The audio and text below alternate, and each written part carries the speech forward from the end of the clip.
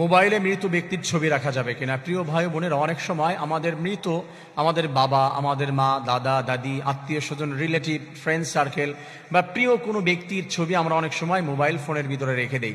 সেক্ষেত্রে এই মোবাইলের ভিতরে মৃত ব্যক্তির ছবি রাখা যাবে কিনা, এই বিষয়টা আমাদের জেনে নিতে হবে। শরীয়তের পক্ষ থেকে কোনো নিষেধাজ্ঞা রয়েছে কিনা? মনে রাখবেন, শরীয়তের পক্ষ থেকে ডিরেক্টলি নিষেধাজ্ঞা আসে নাই, কিছু শর্ত সাপেক্ষে।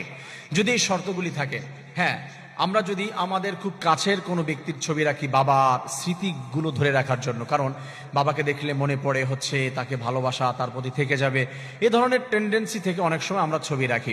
যদি কারণগুলি থাকে, তাকে দেখে খুব বেশি কান্নাকাটি করে, যেটা শরীয়তে নিষেধ করা হয়েছে, মৃত ব্যক্তির জন্য খুব কান্নাকাটি করো না।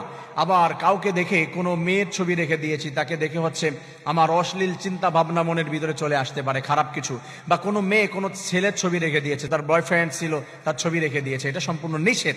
তবে সাধারণভাবে আবেগের কেউ, ভালোবাসার কেউ তার ছবি রেখে দেওয়াতে যদি তাকে একটু মনে পড়ে, তার প্রতি ভালোবাসা হয়, দোয়া আসে, এই দৃষ্টিভঙ্গি থেকে যদি হয়, সেক্ষেত্রে রাখা যেতে পারে। তবে এই নিষেধাজ্ঞাগুলো, এইগুলো যদি দেখা যায়, তাহলে হচ্ছে তার ছবি মোবাইলের ভিতরে রাখা যাবে না, ইভেন কোথাও রাখা যাবে না।